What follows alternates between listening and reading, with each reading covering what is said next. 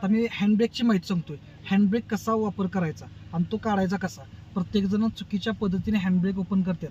जे नवीन ड्रायव्हर शिकणारे आहेत ते पूर्णपणे काय करतात की बोरवर खटका दाबून पूर्णपणे हँडब्रेक वर असा वळतात. ओके, अशा पद्धतीने हँडब्रेक वळायचा नाही.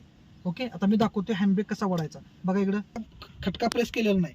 ओके, आता असं नॉर्मली असं वर ओढलं, हँडब्रेक माझा लागलेला आहे. वरताना काही खटका प्रेस केलेला नाही, नुसतं नॉर्मली वर ओढलं.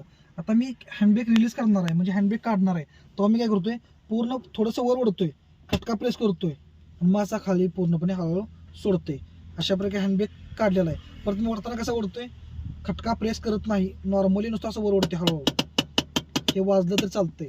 ओके, हँडब्रेक आपला लागलाय. परत मी काढताना कसा रिलीज करतोय बघा, खटका प्रेस केला पूर्णपणे आणि हळूहळू सोडला. ज्या टायमाला आपण ज्या गाडी स्टार्ट करणार आहे तो हँडब्रेकचं चिन्ह आहे का बघायचं. कधी कधी हँडब्रेक थोडासा लागून असतोय ना, आपलं गाडीमध्ये सिग्नल चिन्ह दाखवते की हँडब्रेक लागून राहिलाय. आपल्या स्क्रीनला पण लक्ष पाहिजे की हँडब्रेकचं चिन्ह लागलंय का. ओके,